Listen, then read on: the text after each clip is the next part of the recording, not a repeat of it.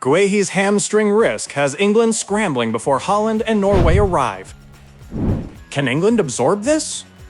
Mbappe calms an ankle scare, Quansah gets 2 FIFA matches, and Haaland points the pressure straight at England.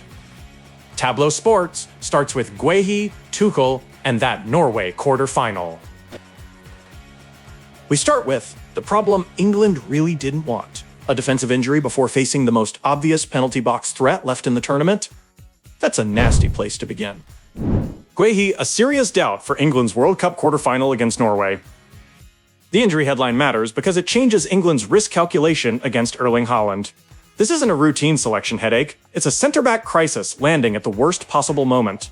Thomas Tuchel's decision now becomes a test of trust, structure, and whether England protect the replacement or pretend nothing changed.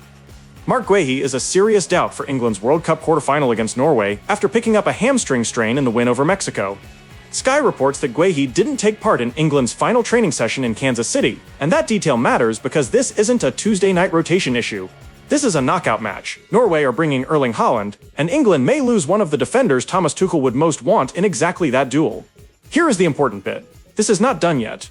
Guehi hasn't been ruled out, so nobody should talk like the team sheet's already been nailed to the dressing room wall. But missing the final session before a quarterfinal usually tells you the staff are seriously managing risk, at the very least. And against Haaland, a half-fit centre-back can become a very expensive invitation. You don't want your hamstring call being stress-tested by a Manchester City striker who treats loose defending like room service. Dan Burn is being pushed as a possible option to come into the side, and that would change the whole feel of England's back line. Burn gives you size, aerial strength, and experience, but the question is how Tuchel protects him if Norway drag England into wider spaces. England fans are already arguing about a shape change versus a straight replacement, and honestly, that's the right debate. This isn't just who starts next to whom, it's whether England want to defend Haaland with bodies, distances, or pure faith. Faith is lovely. Haaland usually asks for receipts. Now shift to France, because while England are trying to reach the semi-finals, France are already there. But even their good news came with the one alarm bell nobody in Paris, Madrid, or the France camp wanted to hear. Mbappe plays down injury fear after France beat Morocco to reach World Cup semi-finals. Mbappe calming injury fears is good for France, but it's not the same as a medical clearance. France's momentum is real, and so is their reliance on their captain's explosiveness. The danger is treating a painful ankle scare as irrelevant because the player sounds relaxed afterward. Kylian Mbappe, the Real Madrid forward and France captain, has played down concern after a painful ankle scare in France's World Cup win over Morocco. France beat Morocco to reach the semi-finals, and reports say Mbappe broke his silence by calming the immediate fear around the knock. That's exactly what France supporters wanted to hear. When your captain has 8 goals at the tournament, per the BBC video report, any ankle grimace suddenly becomes a national emergency with boots on. But let's keep the language honest. Mbappe playing it down doesn't mean France have confirmed he's fully cleared. Players often say they're fine because elite players are wired to say they're fine, especially during a World Cup run. That's not deception, that's athlete software. The body might have a different opinion once the adrenaline drops, the swelling appears, and the medical staff start testing movement rather than mood. The reason this matters is tactical as much as emotional. France's attack changes if Mbappe can't burst, can't separate, or can't force defenders to drop 5 yards before he even receives the ball. Morocco are out, France are through, and the semi-final conversation begins with relief. But if Mbappe is carrying anything, Didier Deschamps has to manage the risk without dulling the weapon that makes France feel terrifying. Is that caution boring, or exactly how you win a World Cup? That's the tension now. And the Guehi concern gets nastier because England's depth has already taken a disciplinary hit. This is where one injury stops looking isolated and starts looking like a pattern Tuchel has to survive. Jarell Quansah handed 2-match FIFA ban after England red card. The Quansah ban turns England's defensive concern from bad luck into a squad management problem. FIFA's ruling doesn't just affect the Norway match, it stretches into a possible semi-final. The outrage over consistency is understandable, but the practical consequence is simpler. England have one fewer centre-back option when the bracket is tightening. Jarell Quansah has been handed a 2-match FIFA ban after his red card against Mexico. That means he's unavailable for England's World Cup quarter-final against Norway, and The Athletic reports he would also miss a potential semi-final if England get through. That's the bit that bites. This isn't a one-night punishment that disappears after Tuchel shuffles the pack. It's a ruling that follows England into the next round if they survive. Now put that next to the Guehi situation. England may be dealing with a serious doubt over one Manchester City defender, while a Liverpool centre-back is suspended for the next match, and possibly the one after. If you follow England, this one stings because the timing is almost comically unfriendly. The tournament has moved past the point where you can hide thin areas with possession spells and a polite press. Norway will test second balls, transitions, and the space around Haaland. They don't need 10 perfect attacks, they need one badly defended moment.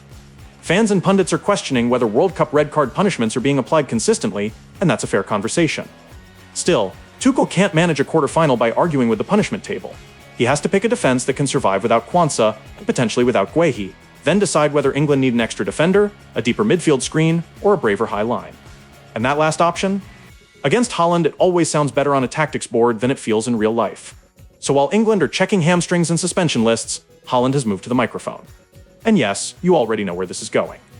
The striker wants England carrying the emotional baggage too.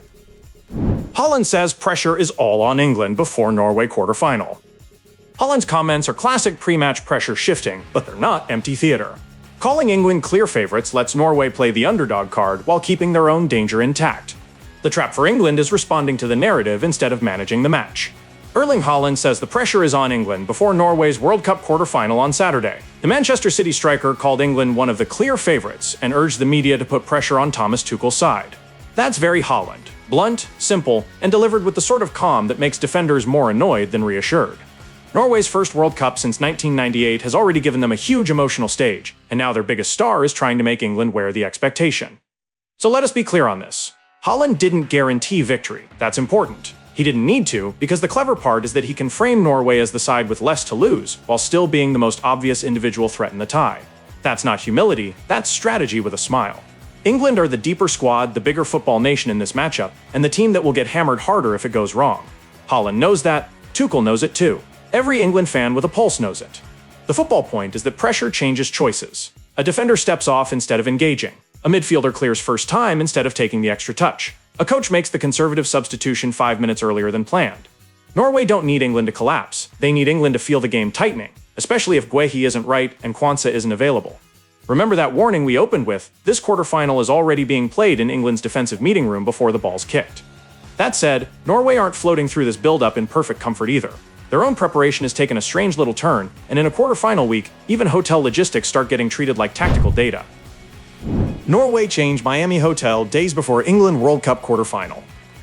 The hotel switch shouldn't be exaggerated into a crisis, but it isn't meaningless. Rest and routine matter more in knockout football because every small disruption gets magnified. Norway's challenge is keeping the underdog energy without letting the preparation become messy. Norway have changed their World Cup team hotel in Miami just days before facing England. Reports have framed the move around rest and preparation, with USA Today putting the focus on Norway trying to get a good night's sleep before a quarterfinal. Now, nobody needs to pretend a hotel switch is the same as losing a center back. It isn't. But this is tournament football, and routine becomes a comfort blanket. Take it away at the wrong moment, and suddenly everyone starts asking why.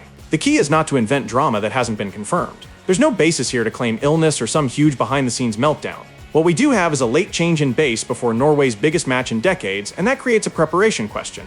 Players like patterns. Staff love control. Coaches build matchday weeks around sleep, meal times, meeting rooms, recovery spaces, and the tiny predictable bits that stop a squad from feeling like it's living inside an airport terminal. Could this become a rallying point? Absolutely. Norway fans may even spin it as another bit of adversity before facing England, and football dressing rooms love turning minor inconveniences into noble suffering. Still, at elite level, sleep isn't soft science. It's performance. Haaland can say the pressure's all on England, but Norway still need their own week to be calm enough for that message to land. If the preparation gets noisy, the mind game advantage starts leaking. France are waiting, and that gives Spain versus Belgium an extra edge. Watch what happens next, because this side of the bracket now has a prize and a warning attached to it. Fuente discusses Spain identity and Lamine Yamal before Belgium quarterfinal. Spain's identity talk matters because Belgium are the toughest test of their World Cup so far. Lamine Yamal shouldn't be reduced to a teenage storyline, he's part of Spain's tactical balance. De La Fuente's challenge is keeping Spain's culture intact when knockout pressure starts punishing pretty football.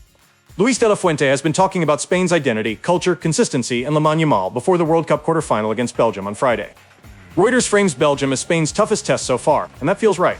Spain enter the tie described as unbeaten, but unbeaten teams still have to prove they can solve a match that refuses to become comfortable. Belgium have enough experience to make this awkward. The Lamine Yamal conversation is always loud because he's a Barcelona star, and because football can't resist turning young players into either saviors or warnings. Both are lazy. De La Fuente's bigger issue is how Spain use him without making the entire attacking rhythm feel like a waiting room for one teenage moment. He can stretch a defense, provoke double coverage, and change the tempo, but Spain still need the collective structure that got them here. The identity point matters because Spain have lived for years with one constant accusation. Beautiful control can become decorative if the final third lacks bite. This version has a chance to push against that old complaint, but Belgium will ask practical questions about Spain's transition defending, their calm under physical pressure, and whether they can create chances without forcing everything through Lamine Yamal's side. France await the winner, according to the BBC evidence, so this isn't a style seminar. It's a quarterfinal with a semi-final collision already visible. Belgium's task against Spain was already heavy, and now their defensive options have shrunk. That's not the only issue either, because the injury has brought a club-country disagreement into the frame. Belgium's Zeno Debast to miss World Cup quarterfinal amid club-country injury clash. Debast's absence matters most because Belgium are facing an unbeaten Spain side that can make defensive gaps feel huge. The club-country clash is part of the story, but the quarterfinal selection impact is the main event. Belgium can't let the dispute become louder than the tactical problem on the pitch. Zeno Debast is reported to be missing Belgium's World Cup quarterfinal against Spain because of injury. The story also includes a country-club disagreement over the issue, with Debast currently at Sporting CP. That's awkward, and if you follow Belgium, it's the sort of timing that makes you stare at the ceiling for a second. But the football consequence comes first. Belgium lose a defensive option before facing a Spain team built to move defenders around until somebody's shape cracks. This isn't the moment to inflate the dispute beyond the match. We shouldn't say Debast has been released from the squad unless that's confirmed, and we shouldn't turn the whole thing into a club versus country soap opera while Belgium are trying to prepare for Spain. Still, these disagreements matter because they reveal tension over player welfare, risk, and responsibility. Clubs protect assets, national teams chase tournaments. The player sits in the middle, usually with an ice pack and far too many opinions around him. For Belgium, the immediate problem is defensive depth. Spain's possession game can be suffocating if the backline doesn't communicate cleanly, especially when wide rotations and midfield overloads start pulling players out of their lanes. Debast missing removes one possible answer before De La Fuente's side asks the question. Belgium's experience helps, but experience doesn't win a back-post duel if the structure has already been stretched. And this is why the Mbappe scare doesn't kill the bigger France story. France didn't just advance, they made the tournament feel like it's starting to orbit around them. France cruise into World Cup semifinals as best ever debate grows. The best ever debate is loud, but the current fact matters more. France are the first team into the semifinals. Their win over Morocco moved them from contender talk into favorite talk. The historical comparison can wait. The bracket now has to deal with a France side that scores in bursts and manages big moments coldly. France beat Morocco 2-0 in Boston to become the first nation into the World Cup semifinals. Kylian Mbappe and Ousmane Dembele scored in a 6-minute second-half spell, which is a very French way to end an argument. Spend part of the match letting everyone believe there's a contest, then hit twice before the opponent has finished reorganizing the back line. Morocco are out, France are moving on. BBC framed the win as evidence that Didier Deschamps may have built one of France's best sides, and you can see why that debate has started. France have World Cup titles from 1998 and 2018, so the bar isn't exactly lying on the floor. Still, the current side has something dangerous. They don't need chaos to look threatening. They can live through spells, wait for the moment, and then turn 6 minutes into a knockout verdict. The best ever argument can get silly fast, because football loves taking a fresh result and immediately putting it in a museum. But the present-day consequence is concrete. France are through, Mbappe has 8 goals at this tournament according to the BBC video report, Dembele has added another layer of threat, and the rest of the bracket now has a confirmed semi-finalist to measure itself against. If you're still calling them one of the contenders, you're probably being too polite. So after all of that, injuries, bans, mind games, hotel switches, travel miles, the bracket is starting to show its shape. And this is where every small story we've covered starts feeding the same bigger question. World Cup bracket updated. Who will join France in the semi-finals? The bracket has moved from possibility to pressure now that France are already in the semi-finals. The remaining quarterfinals aren't isolated matches, they're route to final decisions. The easiest mistake is treating the bracket as a fixture list when it's really a map of fatigue, injuries, and risk. The World Cup is in the quarterfinal stage, and France are already confirmed in the semifinals. The remaining ties will decide who joins them and how the route to the July 19 final takes shape. That sounds simple. This is exactly the point in a tournament when the bracket stops being a graphic and starts becoming a pressure machine. Every team can see the path. Every team can also see the trap. England versus Norway now carries all the baggage we've discussed. Guehi's hamstring doubt, Quansah's 2-match FIFA ban, Haaland's pressure play, Norway's hotel switch, and England's heavy travel load from the Kansas City base. Spain versus Belgium has its own tension, with De La Fuente leaning into identity and Lamine Yamal while Belgium deal with Debast's reported injury absence. France are waiting as the confirmed standard setter, and nobody gets to pretend the semi-final is some abstract future prize anymore. Bracket debates always turn into arguments about who has the easier route because fans love pretending football can be solved like airport connections. But knockout routes aren't just names and boxes. They're matchups, recovery days, injuries, suspensions, travel, and the psychological weight of knowing you're one win from the Final Four.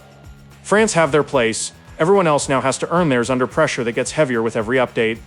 And while we're talking preparation, England's setup has its own hidden cost. The situation is becoming more complex, because travel miles don't score goals, but tired legs do make bad decisions. England rack up World Cup miles from Kansas City base before Norway quarterfinal. England's Kansas City base has offered stability, but the travel burden is now part of the performance conversation. This shouldn't be used as an excuse before the Norway match, yet it'd be lazy to ignore the miles. The question is whether England bought routine at the price of extra fatigue. England have been based in Kansas City during this World Cup, even though they haven't been playing matches there, and The Guardian reports that has left them traveling more than the other quarterfinalists. Their average round trip across the first 5 games is reported at about 1,842 miles, and the same report says England have traveled more than 3,000 miles more than Norway. That's not a cute travel diary detail. That's a preparation variable before a knockout match. Now, let's be fair.